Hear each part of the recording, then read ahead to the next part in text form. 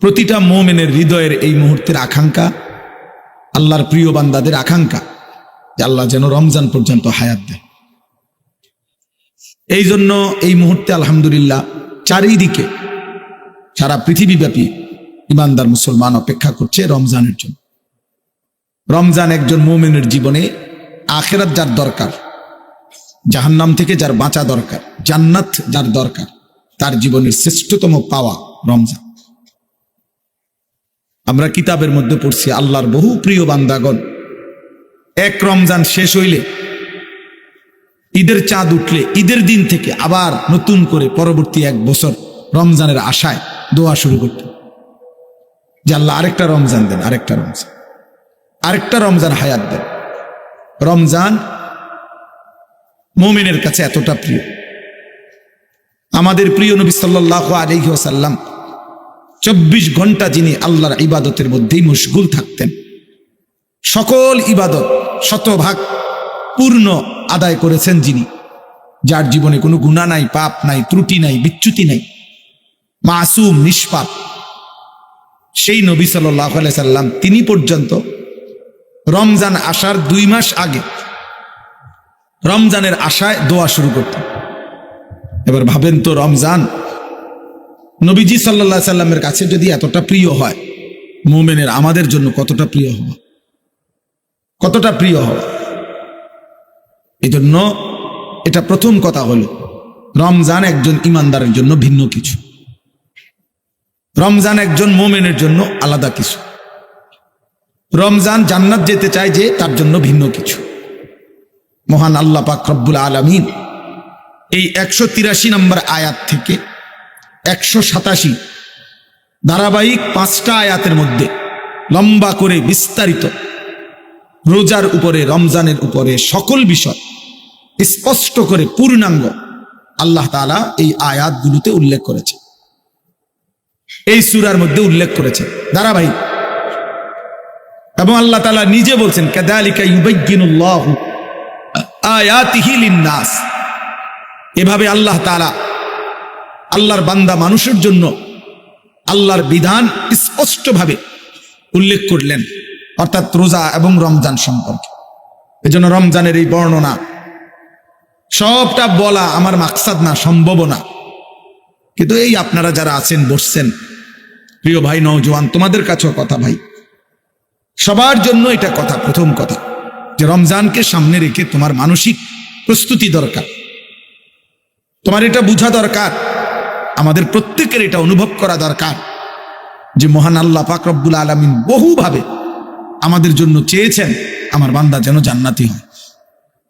আল্লাহ তাআলা বারবার চেয়েছেন আমার বান্দা যেন জাহান্নাম থেকে মুক্তি পায়। এজন্য বারবার আল্লাহ তাআলা বিভিন্ন মাধ্যমে আল্লাহ তাআলা সুযোগ দিয়েছেন।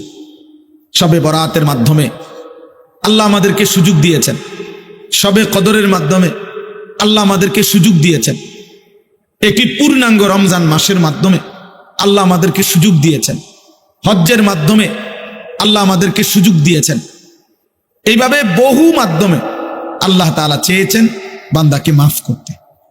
একটা মূল কথা মনে রাখতে হবে, যারই বিবেক আছে, প্রত্যেক বিবেকবানের এটা ভাবা উচিত, এটা মনে রাখা উচিত যে আল্লাহ তাআলা বান্দার ব্যাপারে আল্লাহর মূল চাওয়া মাফ করে দিতে, জান্নাত দিতে।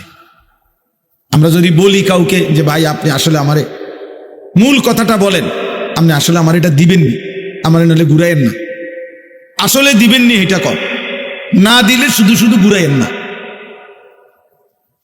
তো কথার কথা এরকম আমরা বলি। আমরাও যদি আল্লাহকে বলি, আল্লাহ আপনি আমারে নামাজ পড়তে বললেন, রোজা রাখতে বললেন, হজ করতে বললেন, জিকির করতে বললেন, তাসবিহ পড়তে বললেন, সেজদা দিতে বললেন, রমজান দিলেন, শবে বরাত দিলেন, শবে কদর দিলেন। আসল কথা হলো আল্লাহ আপনি আমার ব্যাপারে মূলত কি চান বলেন। আল্লাহ তাআলা বলছে, বান্দা সত্যি কথা হলো, এত সব কিছু দেওয়ার অর্থ হলো আমি কোনো না কোনো ভাবে তোমাকে মাফ করতে চাই, আমি তোমাকে মূলত জান্নাত দিতে চাই। নাব্বি ইবাদি আন্নী আনাল গফুরুর রহিম। আল্লাহ তাআলা বলছে, হে নবী আপনি আমার একটা একটা বান্দাকে বলেন যে আমি আল্লাহ প্রচন্ড ক্ষমাশীল, আমি আল্লাহ দয়ালু, আমি দয়াবান, আমি মাফ করতে চাই। কুল ইয়া ইবাদিয়াল্লাযীনা আসরাফু আলা আনফুসিহিম লা তাকনাতু মির রাহমাতিল্লাহ। আল্লাহ বলেন, হে নবী আপনি আরো বলেন আমার বান্দাদেরকে শুনান, তোমরা যদি তোমাদের পুরা হায়াত গুনাহ করে পুরাটা হায়াতও যদি শেষ করে ফেলো, তবুও যদি আমার কাছে ফিরে আসো, পিছনের গুনাহ ছেড়ে দিয়ে তওবা করো, আর করবা না ওয়াদা দিয়ে যদি লজ্জিত আর অনুতপ্ত হয়ে একবার বলো, আমি যদি দিলের মধ্যে বাস্তবিক দেখি যে আসলেই গুনাহ ছেড়ে দিছো আর করবা না ওয়াদা দিছো, তো আমি আল্লাহ তাআলা পূর্ণ হায়াতের প্রতি সেকেন্ড পূর্ণ গুনাহ আমি আল্লাহ সব মাফ করে দেব। বিষয়টা আপনি এমনি বুঝেন, আমি বুঝাই। মনে করেন আমার বয়স ৪৫ বছর রানিং, তা আল্লাহ যেন আমার বলছেন যে ৪৫ বছরে যত ঘন্টা হয় মিনিট হয়, একটা ঘন্টা বাইরে হবে না ৪৫ বছরে, একটা মিনিট বাইরে হবে, এত মিনিট আমার হায়াত আমি মোট পাইলাম।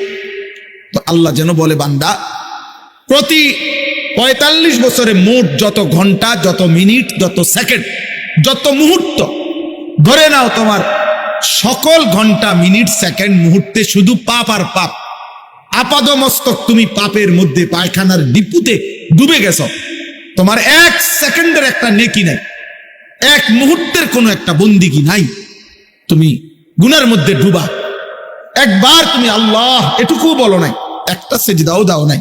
যদি তোমার জীবনটা এমনও হয়, সেই তুমিও হতাশ হইও না, আমি আল্লাহর কাছে আসো, পিছনেরটা ছেড়ে দাও, নতুন করে শুরু করো, আমি আল্লাহ পিছনের এই পুরা গুনাহ একসাথে মাফ করি।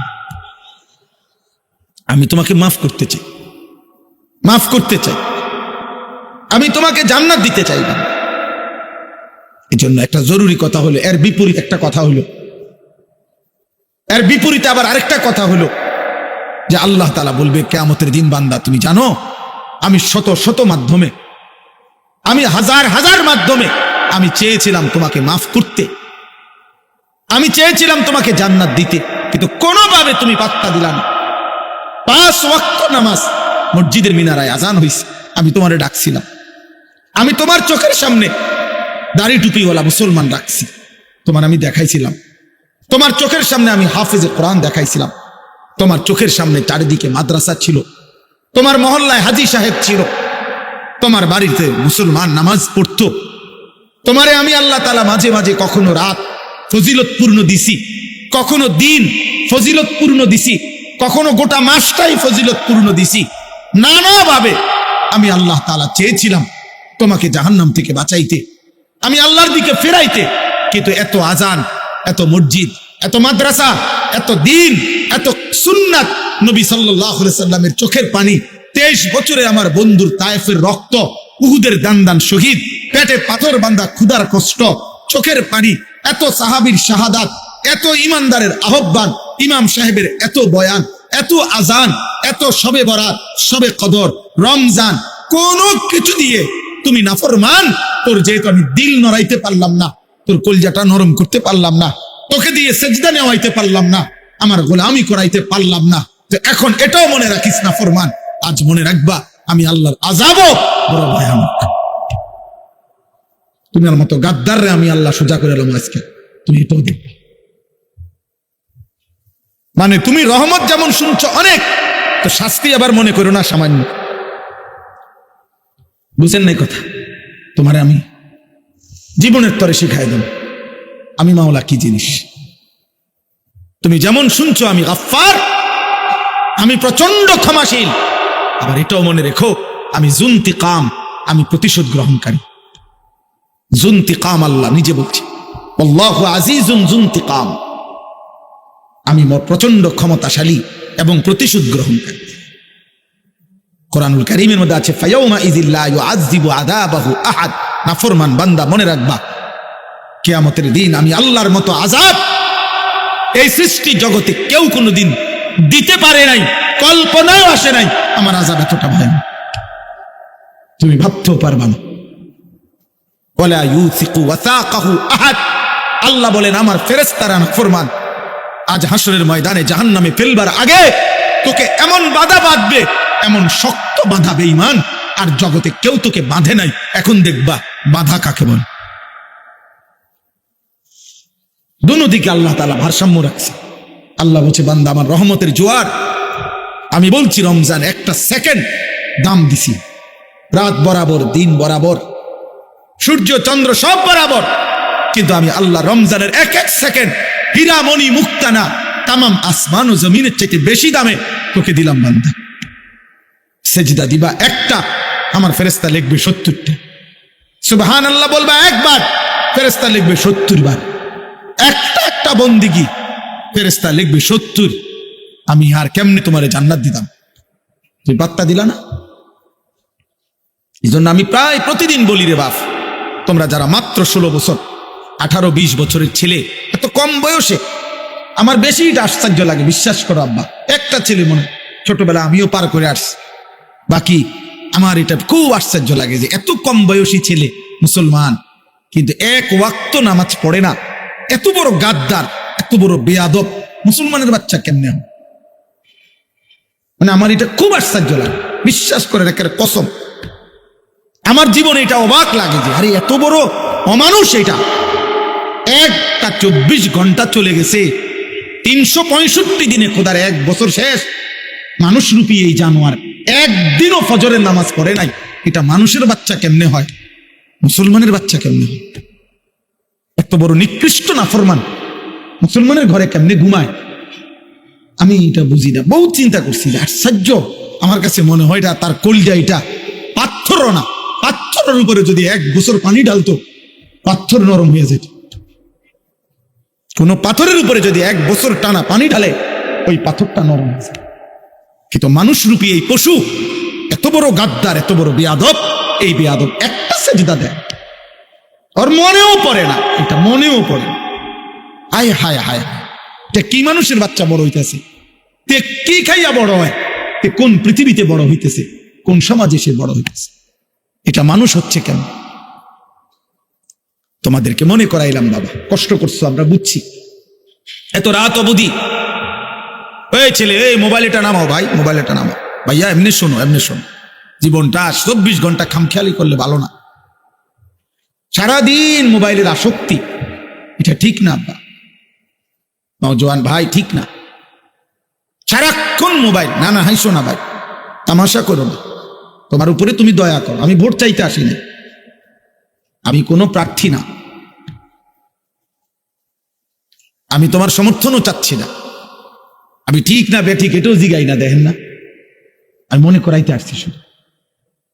আমার এক একজনের, আমার আপনার বিবেক জাগাইতে চাই, শুধু অনুভূতি জানো এটা কিভাবে সম্ভব, এটা কিভাবে সম্ভব।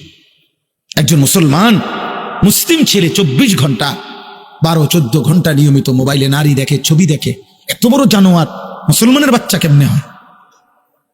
কল্পনা করে এটা কিভাবে সম্ভব, কিভাবে সম্ভব? এটা এত কম বয়সে তোমার একটু লজ্জা শরম নাই? ছি ছি ছি ছি। বলে আপনার এই কোরআন কারীমে তাফসীরের মধ্যে আছে, রাসূলুল্লাহ সাল্লাল্লাহু আলাইহি সাল্লাম মক্কা বিজয়ের পরে কিছু মহিলা পর্দার আড়ালে নবীজির কাছে কালিমা গ্রহণ করছে। ওই মহিলাদের মধ্যে একজন জঘন্য মহিলাও ছিল যিনি কালেমা পড়ছে। সেই মহিলাটা হলো রাসূলুল্লাহ সাল্লাল্লাহু আলাইহি ওয়াসাল্লামের চাচা আমিরে হামজা, উহুদের যুদ্ধের দিন যিনি শাহাদাত বরণ করছিলেন। ওই দিন নবীর চাচার উপরে জুলুম করেছিল একটা মহিলা, যেই মহিলাটা নবীর চাচার বুকটা ফাইরা কলজাটা বাহির করে চাবাইছিল, এবং নবীজির চাচার শরীরটা টুকরা টুকরা কইরা চোখ নাক কানের মধ্যে ছিদ্র কইরা মালার মতো বানাইয়া গলায় ঝুলাইয়া এই মহিলা নাচ গান করছিল। এই মহিলার নাম হিন্দ, যেটারে বাংলা ভাষায় মানুষ হিন্দা কয়, এই হিন্দ আসলে নাম। যাই হোক, এই মহিলাটা এত জঘন্য মহিলা ছিল। এই মহিলাও মক্কা বিজয়ের দিন, মক্কা বিজয়ের পরে অন্যান্য মহিলাদের সাথে পর্দার আড়ালে নবীজির হাতে কালেমা গ্রহণ করছে। তো কালেমা যখন গ্রহণ করছে তখন নবী সাল্লাল্লাহু আলাইহি সাল্লাম এই মহিলাদেরকে কয়েকটা বিষয়ে বায়াত করাইছে, শপথ করাইছে যে তোমরা আমার কাছে এখনই এই কয়টা বিষয়ে শপথ করবা, আমি যা বলি। তো নবীজি সাল্লাল্লাহু আলাইহি সাল্লাম মহিলাদেরকে বলছে, ওই মহিলাদেরকে, যে 1 নাম্বার হলো শিরিক করবা না আল্লাহর সাথে, বলো তোমরা। তো তারা বলছে শিরিক করব না। 2 নম্বরে বলছে ওয়ালা ইয়াসরিকনা, চুরি করবা না, তো তারা বলছে ওই পাশ থেকে চুরি করব না। 3 নম্বরে নবীজি বলছে ওয়ালা ইয়াজনিনা। শোনো আব্বা, নবীজি বলছে, কোরআনের আয়াত, আল্লাহর পক্ষ থেকে নবী বলছে যে 3 নম্বর হলো বলো জিনা করব না, জিনা করব না, ব্যভিচার করব না। এই কথা বলার সাথে সাথে ওই মহিলা, এই হিন্দ, এই যিনি নবীর চাচা আমিরে হামজার লাশ গোশত কলিজা চাবাইয়া খাইছে, এই মহিলা বলছে মুহাম্মদ থামো, কি বললা, কি বলতাম বলছো? বলছে জিনা করব না, এটা বলো। কসম খোদার তাফসীরের মধ্যে আছে, এই মহিলা বলতেছে মুহাম্মদ, কোন ভদ্র বিবেকবান স্বাধীনা নারী জিনা করতে পারে? মানে সে রীতিমতো আসমান থেকে পড়ছে। আরে এটা বলবো কেন, বলো কে তুমি? আমি কাফের হইতে পারি, আমি ব্যভিচারী হব কেন? সেই অবাক হয়ে গেছে, বুঝছেন? বলছে কোন স্বাধীনা বিবেকবান নারী কি জিনা করতে পারে? হায় হায়। এবার বলো আব্বা, কোন মুসলমানের ঘরে জন্ম নিয়ে 18 বছর যে জানে সে মুসলমান, 16 বছর যে জানে সে মুসলমান, 24 বছর যে জানে সে মুসলমান, সে এত উলঙ্গ ছবি দেখতে পারে? হ্যাঁ, কোন নারী, কোন মেয়ে জানে সে মুসলমানের মেয়ে, 18 বছর, 14 বছর, 16 বছর, 20 বছর নারী, মেয়ে, কন্যা, বোন, সে এইভাবে নিজের রূপ যৌবন বেহায়া বেপর্দার মতো বাজারে বাজারে ফেরি করতে পারে? কিভাবে সম্ভব? গায়রত কি বলে, আত্মসম্মান কি বলে, আত্মমর্যাদা কি বলে? অতএব দোস্ত, রাত গভীরে দেরি করব না। আমাদের শান্তি, সুখ, নিরাপত্তা, আমাদের ইজ্জত, আমাদের বেঁচে থাকার দুনিয়ার স্বাধীনতাও, আমাদের দুনিয়াতেও আরামে থাকা, খোদার কসম 12 তারিখ যে নির্বাচিত হবে তার হাতে না, বরং আল্লাহর হাতে। কার হাতে? আল্লাহর।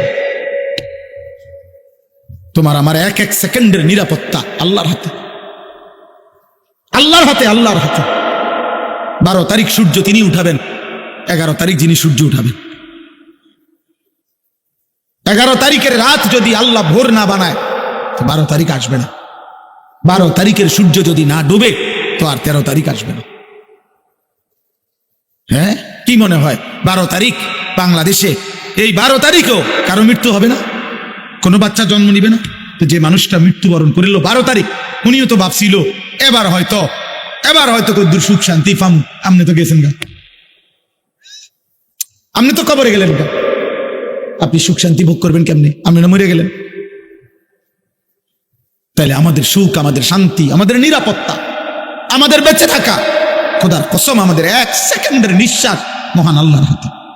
এমন মালিক কেমনে নাফরমানি করো আপনি?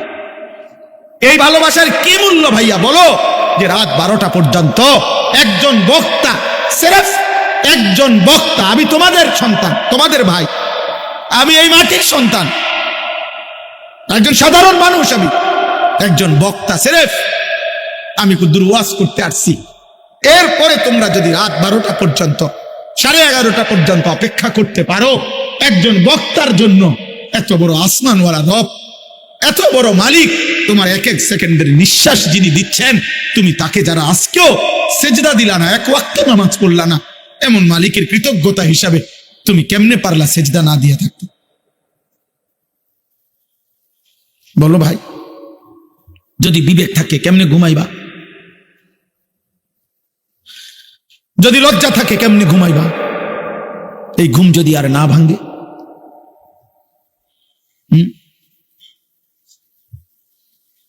এই পৃথিবীতে আমি সেদিনও পড়ছি, ইংল্যান্ডের একজন বড় পণ্ডিত দার্শনিক, মুসলিম দার্শনিক, ইংল্যান্ড থাকে উনি লিখছেন পৃথিবীতে প্রতি সময়, প্রতিদিন গড়ে অসংখ্য মানুষ ঘুমের ঘরেই মৃত্যুবরণ করে।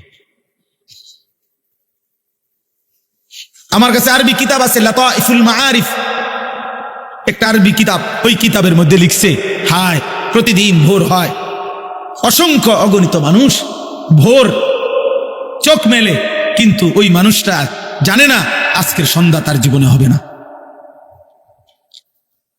কবরে চলে যাবে। অসংখ্য মানুষের জীবনে সন্ধ্যা হয়, কিন্তু সে জানে না আগামীকালকের ভোর তার জীবনে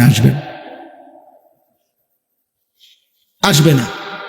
হযরত আব্দুল্লাহ ইবনে ওমর রাদিয়াল্লাহু তাআলা আনহুমা, নবী পাক সাল্লাল্লাহু আলাইহি ওয়াসাল্লামের বিখ্যাত সাহাবী, তিনি বলতেন, ইযা আমসাইতা ফালা তানতাজিরিস সাবাহ, হে আল্লাহর বান্দা, যখন তোমার জীবনে সন্ধ্যা হয় তুমি ভোরের অপেক্ষা করো না।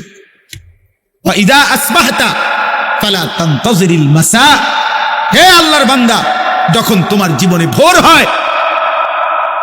হয় তো তুমি ওই দিনকার সন্ধ্যার অপেক্ষা করো, সন্ধ্যার অপেক্ষা করো। আল্লাহর নবী সাল্লাল্লাহু আলাইহি সাল্লাম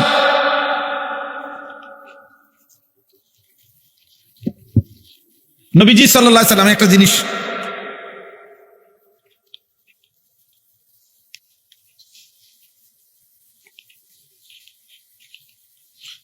দেখাই। এই দেখেন, এখানে 3টা আঁখ, মানে দাগ দিছি আর কি। তো নবী সাল্লাল্লাহু আলাইহি সাল্লাম বলেন, এটা হলো ব্যক্তি। নবীজি এরকম আইকা মাটিতে বুঝাইছিলেন সাহাবীদেরকে, যে দেখো এটা হচ্ছে ব্যক্তি, মনে করেন আমি, আর এই যে লম্বা এই আঁক, আর এই আঁকের চাইতে বেশি একটু বড় মাঝের আঁকটা দেখছেন, এইটা হলো ব্যক্তির আশা আকাঙ্ক্ষা, আর মাঝখানের এটা হলো তার মৃত্যু।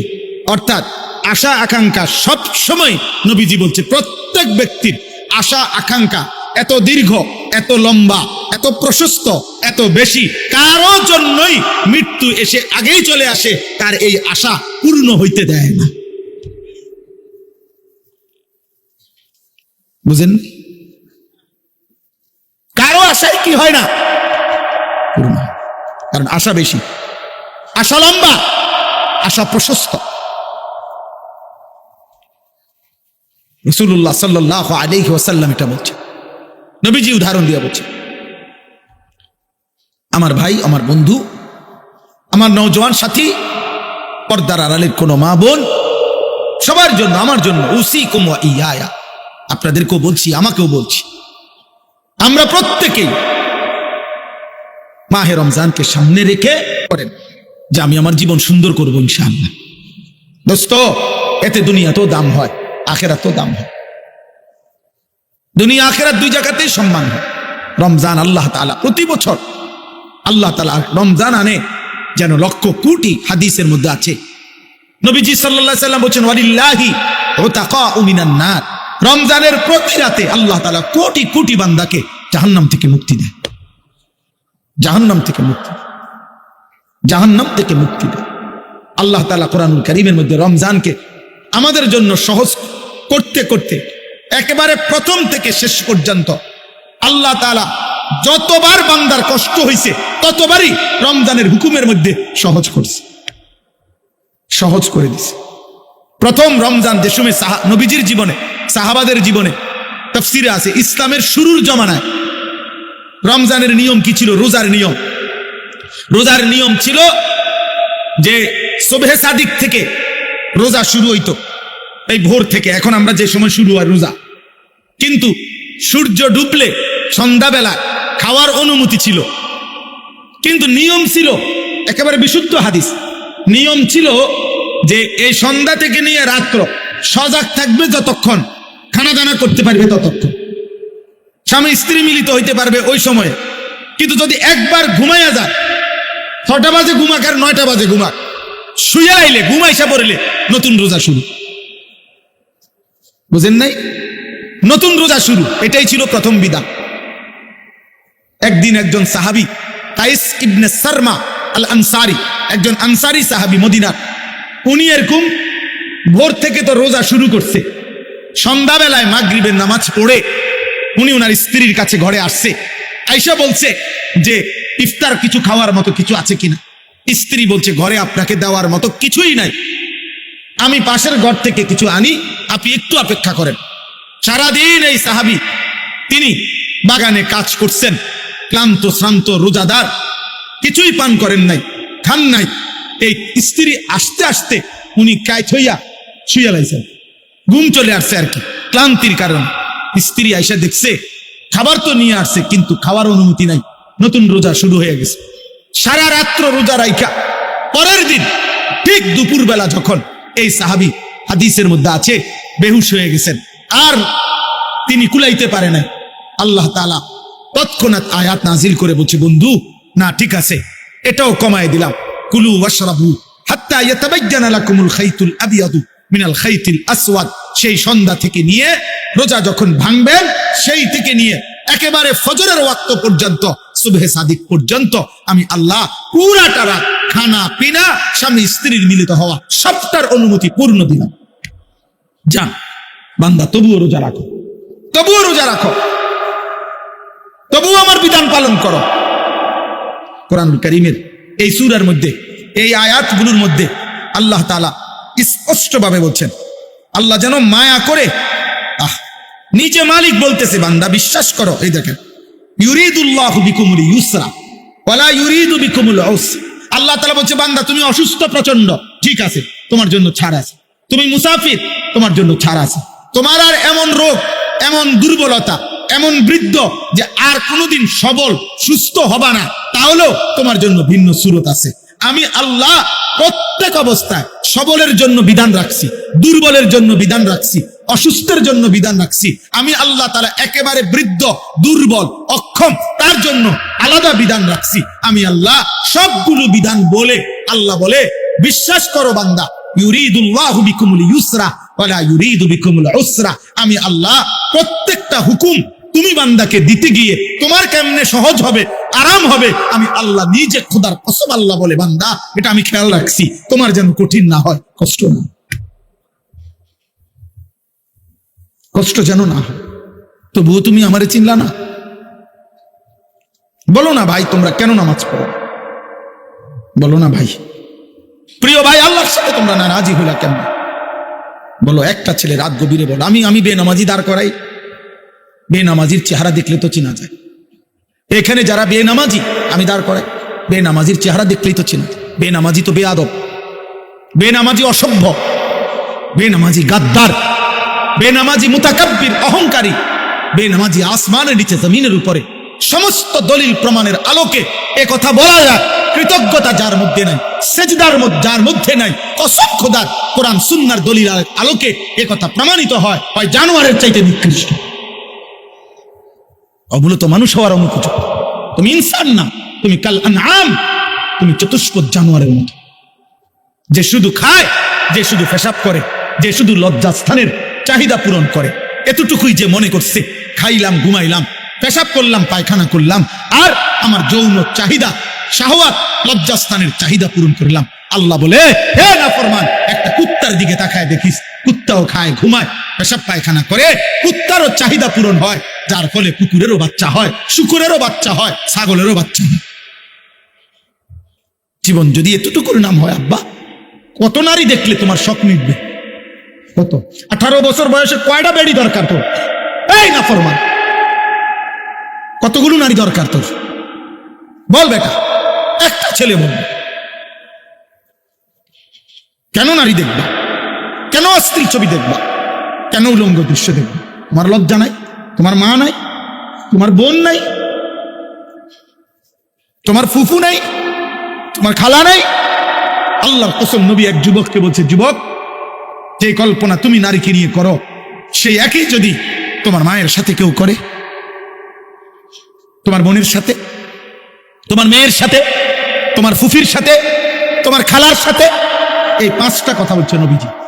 আল্লাহর কসম, ওই যুবক, আমরা হাদিসে পড়ছি, ওই যুবক চোখের পানি ফেলে বলছি, ইয়া রাসূলুল্লাহ, আমি জান থাকতে এটা মেনে নিতে পারি না, আমার মায়ের সাথে কেউ জিনা করবে, আমার বোনের সাথে কেউ ব্যভিচার করবে, আমার মেয়ের সাথে কেউ অনাচার করবে, আমার ফুফির সাথে, আমার খালার সাথে, আমি রক্ত থাকতে এটা মানতে পারি না।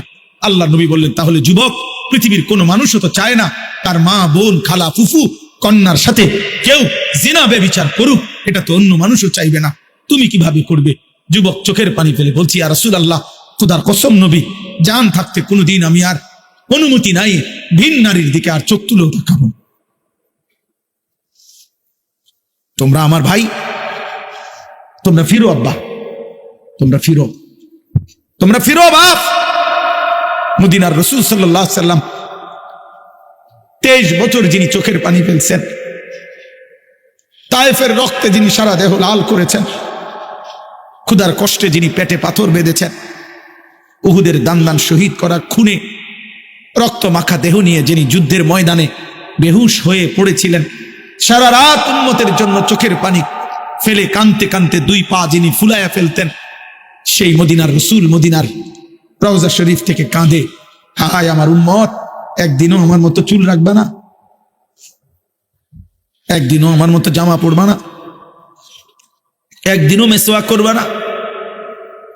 আমার উম্মত, তুমি শুনেছ আমি রসুল, আমি আল্লাহর বন্ধু, আমি দাড়ি রাখতাম, সেই দাড়িটা তুমি পছন্দ করলা না। আরে ভাইয়া, ধাক্কা ধাক্কির কি দরকার? আপনি আপনার জায়গার থেকে নবীকে রাজি করেন, আমল করেন। ঠেলাঠেলির কি দরকার? ঝগড়াঝাটির কি দরকার? গালিগালাজের কি দরকার? মন্দসন্দ বলার কি দরকার? প্রত্যেকের জায়গা থেকেই রাসূলুল্লাহ সাল্লাল্লাহু আলাইহি ওয়াসাল্লামের সুন্নাতের অনুসরণ করেন, মিসওয়াক করেন, দাড়ি রাখেন, টুপি রাখেন, হালাল হারাম বাইসা চলেন। সুন্নাত মানে তো নবীর অনুসরণ, মানে তো পুরা ইসলাম। নবীজির অনুসরণ মানে কিন্তু পুরা ইসলাম। সমস্ত ফরজ পালন করা, এটাও নবীর অনুসরণ। সমস্ত ওয়াজিব পালন করা, এটাও নবীর অনুসরণ। সমস্ত সুন্নতে মুআক্কাদা পালন করা, এটাও তো নবীর অনুসরণ। সমস্ত নফল আমল করা, এটাও তো নবীর অনুসরণ। সমস্ত মুস্তাহাব আমল করা, এটাও তো নবীর অনুসরণ। সমস্ত হারাম ছেড়ে দেওয়া, এটাও নবীর অনুসরণ। সমস্ত মাকরু ছেড়ে দেওয়া, এটাও নবীর অনুসরণ। পুরা কোরআন অনুসরণ করা, এটাও নবীর অনুসরণ। 24 ঘন্টা আল্লাহর ইবাদত আর আখিরাতের ফিকির করা, এটাও তো নবীর অনুসরণ। কথা বলেন না তো? নবীর অনুসরণ না এটা? তিনি পুরা কোরআন অনুসরণ করে নাই, তাইলে আপনি করবেন না কেন? তিনি হালাল হারাম বাইসা চলে নাই? হযরত হাসান, কলিজার টুকরা নাতি হযরত হাসান, নবী সাল্লাল্লাহু আলাইহি সাল্লামের নাতি কিনা? আরে ফাতেমা রাদিয়াল্লাহু তাআলা আনহার ছেলের নাম কি? হাসান হুসাইন না? তো বড় জনের নাম কি? এই হাসান। আল্লাহ নবী এরকম কুলের মধ্যে বসাইয়া, নবী যাকে কুলে বসিয়ে আদর করে চুমা দিতেন এবং খুতবা দিতেন মসজিদে নববীতে, যারে কাঁধের উপরে চড়াইয়া ঘোড়ার মতো হাঁটাইতে চলাইতেন, আল্লাহ নবী গালে মুখে যারে আদর করতেন, এমন মায়ার কলিজার টুকরা নাতি হাসান হুসাইন। এই হাসান একদিন সন্দেহযুক্ত একটা খেজুর মসজিদে নববীর বারান্দা থেকে মুখে দিছে। এটা সৎকার খেজুর হইতে পারে বা মান্যতের খেজুর হইতে পারে, এই সন্দেহে আল্লাহর কসম হাদিসে আছে, নবীজি নাতির মুখ থেকে ওই খেজুরটা খুলে ফেলাই দিছে। বলছে কাখ কাখ, এই হাদিসের শব্দ। ওয়াক ওয়াক, ফেলো এটা, ফেলো ফেলো এটা, ফেলো না, না এটা ফেলো। কি ভাই, এটা নবীর অনুসরণ না? কথা বলেন না কেন? সন্তানকে বংশধরকে হারাম থেকে বাঁচানো, এটা নবীর অনুসরণ না? তো ঠেলাঠেলির টাইম কো? সুন্নি ওয়াহাবি কইবার টাইম কো? কার্য করার টাইম কই? হায়াত যার অল্প, আখিরাত যার এত লম্বা, কবর যার লম্বা, হাসরের ময়দান যার এত লম্বা, আর ধাক্কাধাক্কি করবার টাইম কই? কথা বলেন। হাসরের ময়দানের একদিন আল্লাহ কোরআনে বলছে 50,000 বছর। কয় হাজার? তো এটা কি মস্কারি করে কইছে? শুধু হাসরের মাঠে যাকে দাঁড়াইতে হবে 50,000 বছর, তার সময় কই? হাদিসের কিতাবে আছে, মুহাদ্দিসিন কেরাম কেউ কেউ বলেন, সর্বশেষ যেই ব্যক্তিটা কবরে যাবে, ইসরাফিল ফু দিলে দ্বিতীয়বার ফু দেওয়ার আগে হতে পারে 2 ফু, প্রথম ফুতে কবরে, দ্বিতীয় ফুতে হাসরের মাঠে। মুহাদ্দিসিনে কেরাম কেউ কেউ বলেন 2 ফুর মাঝখানে শেষ ব্যক্তিটাও হতে পারে, শুধু কবরে থাকতে হবে 40,000 বছর। যার কবরেই থাকা দরকার 40,000 বছর, যার হাসরের ময়দানের একদিন 50,000 বছর, যার ফুলসিরাতটা কম পক্ষে নবী বলছে 30,000 বছরের রাস্তা। তো এখানে তো 40,000 যদি কবর হয়, 50,000 যদি হয় হাসরের মাঠ, 90,000, ফুলসিরাত যদি হয় 30,000, তো 1,20,000 বছরের রাস্তা যার এই পর্যন্তই। এরপরে জাহান্নামের আযাব, এটি থুর নামনে এই লম্বা পথ যার সামনে, তার ডাকাডাকি করার সময় কই? তার মোবাইল টিফোনের টাইম কই? বলো না আব্বা। তার কক্সবাজার ঘুরবার টাইম কই? তার মোটরসাইকেল নিয়ে ঘুরবার টাইম কই? বলে আহা ফাকাইফা তাত্তাকুনা ইন কাফারতুম। আল্লাহ তাআলা বলছে, বান্দা কি করছো? এই যে দিবানিশি নাফরমানি করছো, আচ্ছা বান্দা, হাসরের দিন তুমি কেমনে বাঁচবা? ওই হাসরের দিন তুমি কেমনে বাঁচবা? ইয়াউমা ইয়াজালুল ফিলদানা শিবা। তুমি কি জানো বান্দা, হাসরের ময়দানের একদিনে দুঃখ কষ্ট আর পেরেশানি আর যন্ত্রণায় একদিনে কুলের বাচ্চা, খোদার কসম, কোরআনের আয়াত, কুলের বাচ্চা বুড়া হয়ে যাবে, বুড়া। আল্লাহ বলছে একদিনে, একদিন কুলের বাচ্চা বুড়া হয়ে যাবে। আহা, আমরা বলি না যে ভাই আমার গত 15 দিনের টেনশনে আমার মনে হয় যেন আমার চুল টুল ফেঁকে গেছে। কথার বেলা আমরা বলি না অনেক সময় এমন, যে আমার উপরে নিয়ে এমন বিপদ গেছে, গত 15 দিনে আমার মনে চুল ফেঁকে গেছে। নবী সাল্লাল্লাহু আলাইহি ওয়াসাল্লাম হাদিসের মধ্যে আছে, নবীজি সাল্লাল্লাহু আলাইহি সাল্লামের প্রথম যেদিন একটা চুল পাকছে, সর্বপ্রথম নবীজি সাল্লাল্লাহু আলাইহি সাল্লামের 63 বছরের হায়াতে মোট মৃত্যু পর্যন্ত, ইন্তেকাল পর্যন্ত সর্বমোট 20টা চুল দাড়ি পাকছে। সাহাবীরা গুনে রাখছে, মহব্বতের সাহাবীরা নবীর চুল কয়টা পাকছে এটা পর্যন্ত গুনে রাখছে। হায় ভালোবাসা, কি পরিমাণ ভালোবাসতে, কি পরিমাণ ভালোবাসতে। হাসছে কেমনে দেখছে, কাঁদছে কেমনে দেখছে, ঘুমাইছে কেমনে দেখছে, বাম পাও দিয়া ঢুকছে না ডান পাও দিয়া ঢুকছে খেয়াল রাখছে, হাত কদ্দুর উঠাইছে। সাহাবারা হাদিস বর্ণনার সময় নবী এই কথাটাকে বলতে গিয়ে অনেক সাহাবী বর্ণনা করছে, আমি নবীর বগলের শুভ্রতা দেখছি, কেউ বলছে আমি মাড়ির দাঁত নবী সাল্লাল্লাহু আলাইহি সাল্লামের দেখছি। সাহাবীরা খেয়াল রাখছে, দাঁত দেখা গেছে কয়টা, হাত উঠাইছে কদ্দুর, মুচকি হাসি দিছে কদ্দুর। এভাবে নবীকে অনুসরণ করে ভালোবাসার নমুনা ওনারা উম্মতের কাছে পেশ করছে। আহা মুসলমান, শুধু ধাক্কা ধাক্কি করে গেলেন। আফসুস, আফসুস, আমার বহুত আফসুস লাগে এটা। কি কারণে, কি কারণে ধাক্কা ধাক্কি? কেন? সবাই মিলে নিজ নিজ অনুসারীদেরকে, যার ভক্ত যতজন, যার অনুসারী যতজন, আরে বেটা তুমি যার কাছে থাকুক, যে প্রত্যেকটা ব্যক্তির, উম্মতের আলেম, উম্মতের দাঈ, উম্মতের পীর, উম্মতের বুজুর্গ, উম্মতের সমস্ত খানকা, সমস্ত দরবার, সমস্ত জুম্মার মিম্বার, সবার উচিত, সবার উচিত যার সামনে যতজন আছে অতজনকে কেমনে জাহান্নাম থেকে বাঁচা যায়, নবীজির উম্মতের একটা একটা লোককে কেমনে আল্লাহ রসুলের সুন্নাতের অনুসারী বানানো যায়, এই ফিকির দিবানিশি করা, খোদার কসম এটাই আমাদের সকলের জিম্মাদারি হবে। লোক বাড়াইলেই কি আর কমাইলেই কি, লোক বাড়াইলেই কি আর কম। আমারে যদি 1 কোটি মানুষ চিনে বাংলাদেশে, আমার কবর রাজা মাফ তো আমি এটা কিতা করু?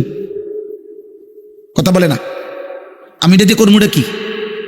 ভোটে দাঁড়াবো না? আমি তো ভোটে দাঁড়াইছি না, অন্তত দাঁড়াইবার টাইম নেই, 12 তারিখ নির্বাচন, আমি এটা দিয়ে করবো কি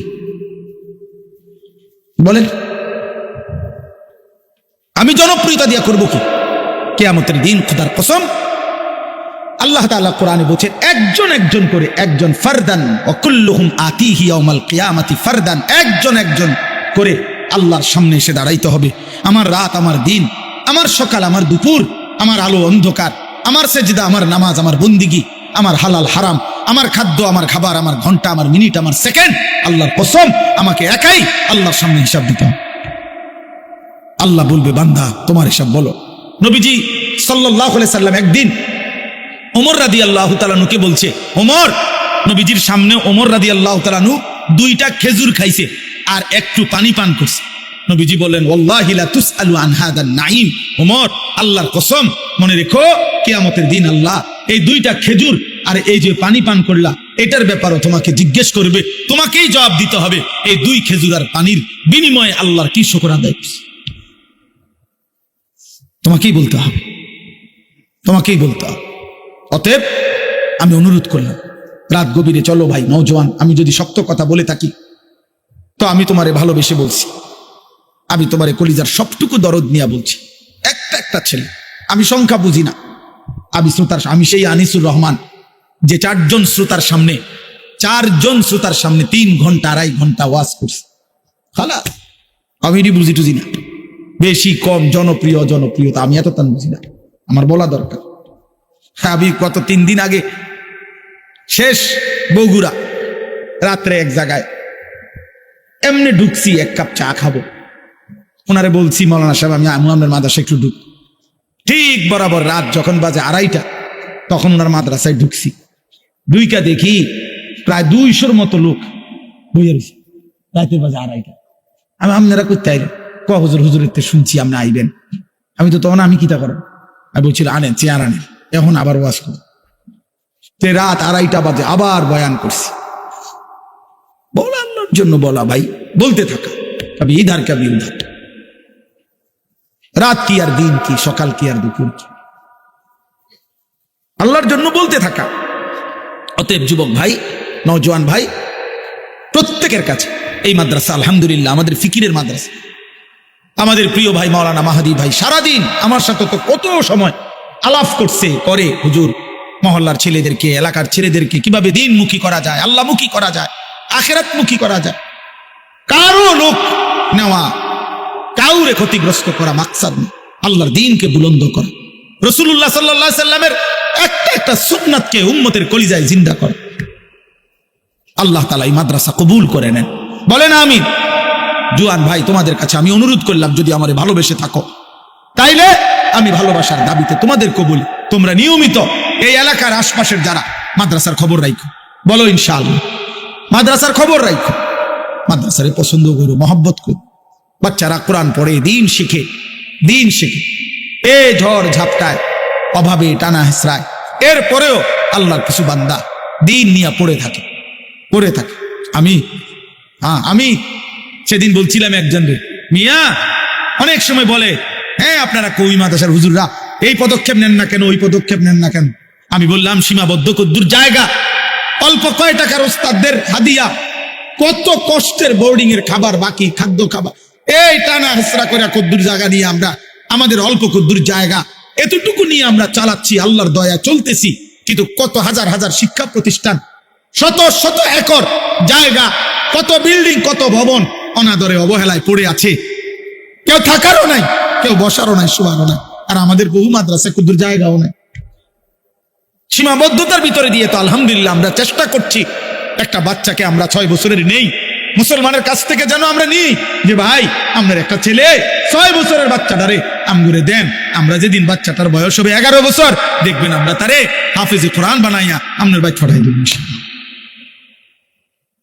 অভাবের ভিতরে থাইকে আল্লাহর কোরআন পড়াবো ভাই, ডাইলে খাইবো, আলুর ভর্তাই খাবে, বিনিময়ে মালিকের কালাম পড়বে, আল্লাহর কালাম পড়বে। তুমি জানো না ভাই। অতএব যুবক ভাই মনে করো, বয়স্ক বাবা আপনারাও মনে করুন, আল্লাহ আপনাদের সবাইকে কবুল করেন। আমরা রমজানকে সামনে রেখে প্রত্যেকে ইনশাআল্লাহ, প্রত্যেকে মাদ্রাসাকে ভালোবাসবেন, বলেন ইনশাআল্লাহ। মাদ্রাসায় দান সাদাকা করবেন, মাদ্রাসায় দান সাদাকা করবেন।